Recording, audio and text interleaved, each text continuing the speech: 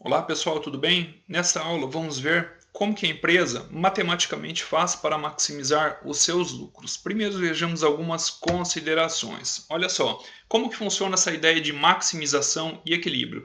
Nós temos um texto aqui da disciplina de economia industrial que fala que o mercado, tá, sendo o mercado um ambiente de negociação, tá, estamos falando aqui do mercado físico, esse mercado ele vai estar em equilíbrio quando não há nenhuma empresa que modifica seus planos de produção, tá? Então, quando as empresas estão trabalhando normalmente, tá? De forma conjunta, tá? O mercado está em equilíbrio. O mercado está em equilíbrio quando a empresa A, a empresa B, a empresa C, enfim, todas as empresas, elas vão produzir a quantidade que vai maximizar o seu lucro, tá? Então as quantidades que as empresas ofertam vão ser parecidas, os preços que as empresas vão estar vendendo os seus produtos, eles vão ser muito próximos, muito parecidos. Por exemplo, você pode dar uma pesquisada no supermercado, olhar os preços de alguns itens, como por exemplo algumas marcas de um determinado produto, como por exemplo arroz, feijão, açúcar, não quer dizer que o preço é exatamente igual, até porque as empresas se diferenciam, por exemplo, por questão de marca, talvez um pouquinho por ser uma qualidade melhor, mas no geral nós conseguimos perceber que os preços eles são sim parecidos, tá?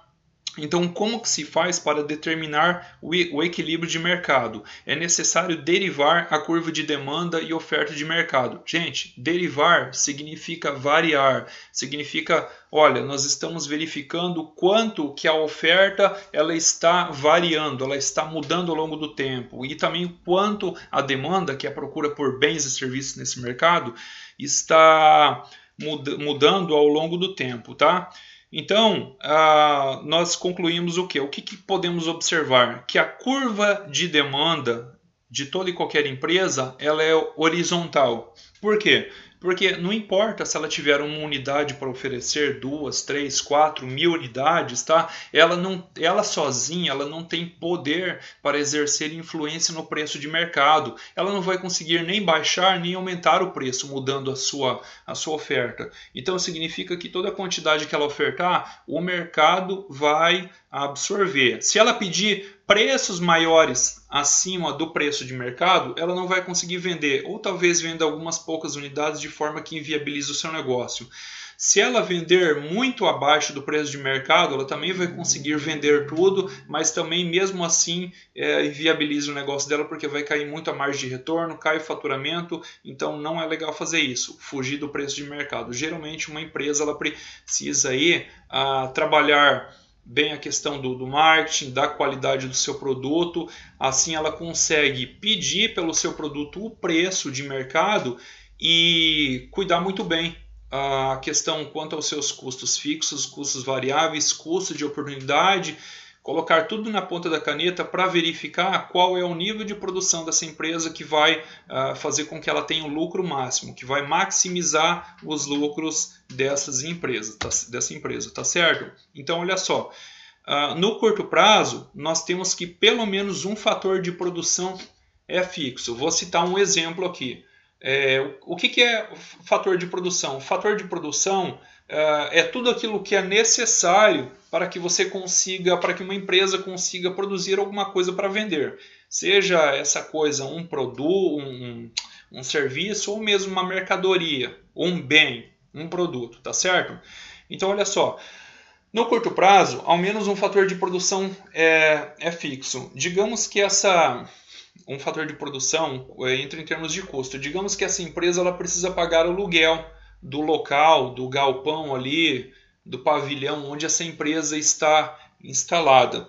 Então, geralmente no curto prazo, vamos colocar aí, por exemplo, um período de um ano, o contrato de aluguel é fixado. Olha, todo mês você vai pagar esse valor. Eu não vou aumentar, já está previsto esse valor em contrato.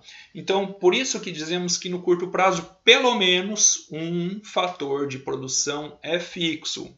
Não quer dizer que a empresa vai ter só um, ela pode ter vários. Por exemplo, o salário do funcionário é fixado, o salário da secretária, por exemplo, a água que a empresa utiliza ali, seja para os funcionários beberem, seja para para limpar a empresa dia a dia, tá? Essa conta ela não muda porque essa conta de água, porque a tarifa de água ela é padronizada, não fica mudando de mês a mês, e também porque aquela quantidade consumida ali, a água ela não está relacionada à produção da empresa.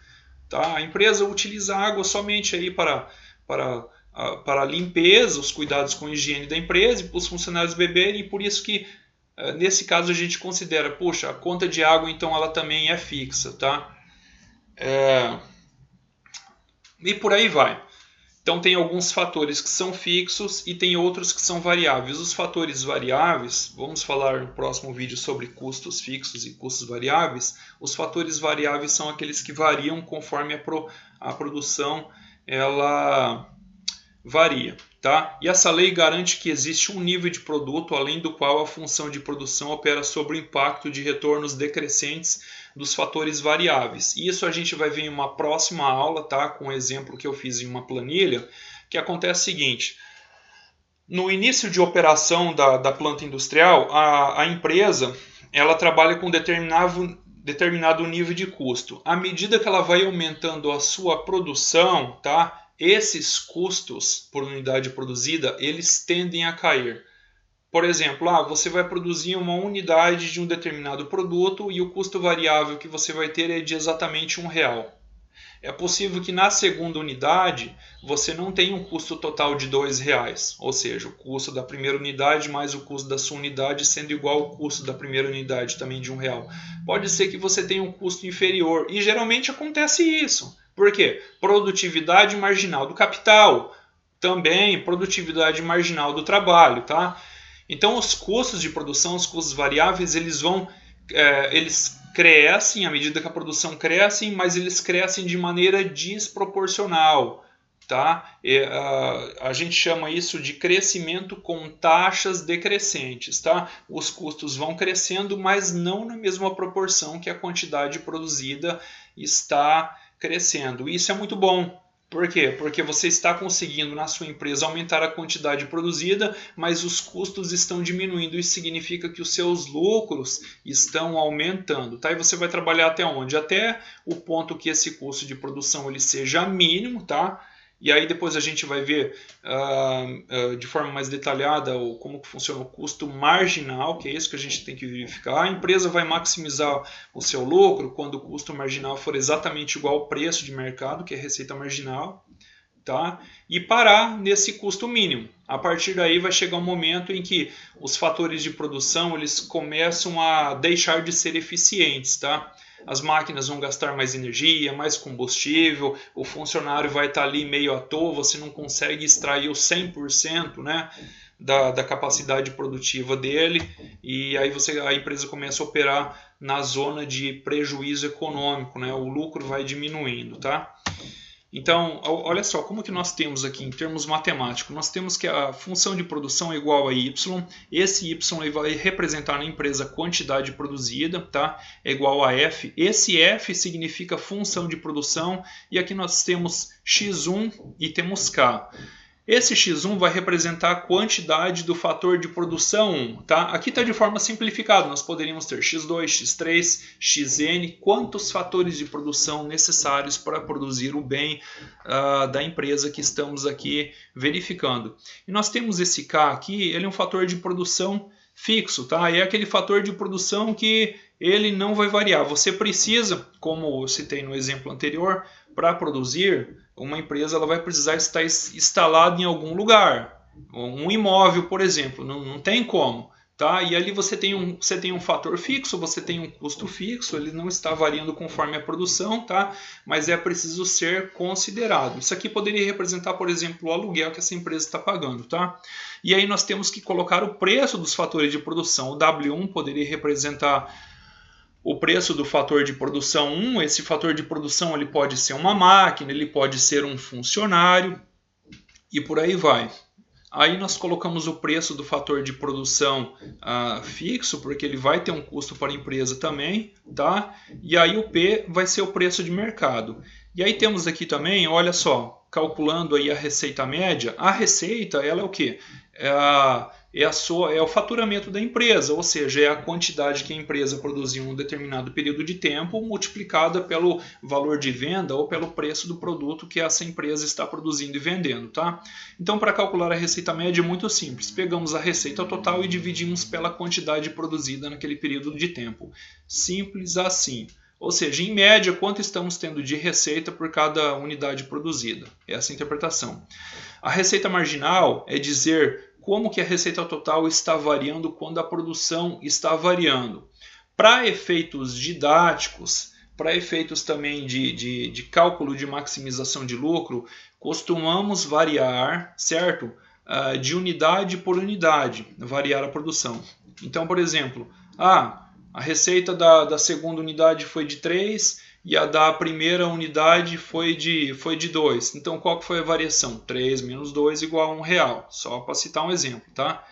E a quantidade produzida? 2 menos 1, estamos variando de uma unidade, vai ser igual a 1, tá? Então, a receita marginal vai ser quanto? Vai ser de 3 menos 1, menos 2 vai ser igual a 1, dividido pela variação na quantidade vai ser igual a 1, tá? O custo fixo, então, nós vamos ter o K, que é um fator fixo, como já foi falado, e aí vezes o valor, que é o valor desse custo fixo, tá? Vai ser igual ao custo fixo global. Quando nós pegamos esse custo fixo e dividimos pela quantidade, nós temos o custo fixo médio. E assim vamos fazendo com o custo variável. Olha que W1 representa o valor do custo de produção do fator 1. Tá? E X1 aqui vai mostrar para a gente que fator de produção é esse. Tá? Como eu já disse, pode ser uma máquina, pode ser um funcionário, enfim, tantos outros fatores. Pode ser um caminhão e tal. E o custo variável médio, nós vamos pegar esse custo variável e dividir pela quantidade. O custo médio vai ser o custo total dividido pela quantidade, e o custo total é a junção do custo médio, do custo fixo e também do custo variável. O custo fixo mais o custo variável é igual ao custo total. Quando nós pegamos o custo total e dividimos por Y, que é a quantidade produzida, nós vamos ter então o custo médio. Então, como que fica aqui em termos algébricos, tá? W1 vai ser o preço do fator de produção X1. X1 aqui vai delimitar qual fator é esse, se é uma máquina, se é um funcionário, se é um caminhão, um trator, enfim, qualquer coisa. E aí, mais um fator fixo, né? Como, por exemplo, eu disse ali, talvez o aluguel, o valor mensal que o funcionário ganha, não com comissão de vendas, mas um valor fixo, né, de salário fixo, e aí dividido aí, por exemplo, pela quantidade produzida. E o custo marginal vai ser dizer quanto que o custo total está variando, está mudando quando nós variamos a quantidade produzida, tá? E aí nós temos duas condições, a de primeira ordem e a de segunda ordem, tá? A condição de primeira ordem fala que o lucro, representado por π, é igual a receita menos o custo, tá? Isso aqui a gente vai ver depois em um exercício numa planilha com produção de massa de pizza semi-pronta. Vai ser igual ao preço vezes a quantidade produzida, tá? Então, como eu já disse, receita total é igual a preço vezes quantidade menos o custo total. Esse custo total, como já foi visto ali desdobrado em custo variável, olha só, W1 que é o preço do fator de produção 1, tá? E mais o K. Por que só tem um K aqui? Porque no curto prazo a empresa tem pelo menos um fator de produção fixo. Poderíamos ter aqui K1, K2, K3, KN e por aí vai. Assim como poderíamos ter aqui, ó, X1, X2, X3, XN e... Mas aqui foi colocado aqui só um de cada dos fatores, só para efeito de simplificação. Então essa condição de primeira ordem, e é isso que vamos trabalhar, diz que a receita marginal, ou seja, a receita que a empresa recebe por cada unidade produzida e vendida, ela vai ser exatamente igual ao custo de produção dessa unidade. Nesse nível a empresa vai conseguir obter o máximo lucro possível, tá?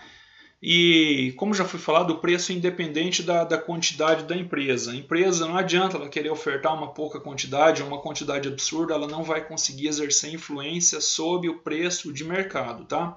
A condição de segunda ordem, nós devemos elevar ao quadrado a variação da receita e devemos elevar ao quadrado também a variação da quantidade produzida. Isso aqui vai ter que ser menor, olha só, a variação da receita elevado ao quadrado dividido pela variação da quantidade elevado ao quadrado vai ter que ser menor que o custo ao quadrado, esse custo é o custo total da empresa, dividido pela quantidade ao quadrado, tá? E esse custo aqui ele vai ter que ser maior que zero. Por que maior que zero? Porque a empresa vai estar trabalhando, e depois a gente vai ver no exercício uma planilha, que a empresa, para maximizar o lucro, ela precisa primeiro considerar todos os custos, tá? Então ela vai trabalhar com lucro contábil positivo e de preferência com lucro econômico positivo, que é quando ela tem um lucro extra-mercado. Ela trabalha operando, digamos aí, com lucros extraordinários, onde ela consegue obter uma margem de retorno superior àquela que o mercado está pagando, mesmo vendendo a preço de mercado, tá certo? Então olha só, no curto prazo, como eu já disse, tá? Esse custo marginal ele vai medir a taxa de variação dos custos quando aumentamos a produção em uma unidade. Então, o exercício que a gente vai fazer, a gente vai variar o custo apenas de uma em uma unidade. Tá? Então, para alcançar a posição de equilíbrio, a empresa ela vai ter que estar produzindo a quantidade na qual a receita marginal é igual ao custo marginal. Em alguns casos, gente, existem aí alguns pontos na função de produção onde, olha só, pode haver mais de um ponto de equilíbrio na função de produção, onde essa condição é satisfeita. E para satisfazer a condição de maximização, o custo marginal tem que ser crescente quando se iguala à receita marginal, tá? Então nós vamos trabalhando, verificando ali, vamos variar tanto a receita marginal como o custo marginal de uma em uma unidade e vamos parar de produzir quando conseguimos verificar que o preço de mercado, que é a receita marginal da empresa, for exatamente igual ao custo marginal. Tá? No longo prazo, ocorre a seguinte situação. Nenhum fator de produção tem a quantidade fixada. Por quê? Nem mesmo o aluguel. Tudo ao longo do tempo varia, vem feita inflação, aí vem o dono do imóvel e ele fala, vou ter que fazer um reajuste aqui, o IGPM aumentou, vamos corrigir pelo IGPM, pelo IPCA e por aí vai, porque o preço dos imóveis subiram, a região valorizou, eu vou ter que pedir um pouco mais pelo aluguel daqui, então, ou seja, não tem nenhum fator fixo no longo prazo. No longo prazo, todos os fatores de produção eles são ditos variáveis. E é isso, e muito obrigado por terem assistido esta aula.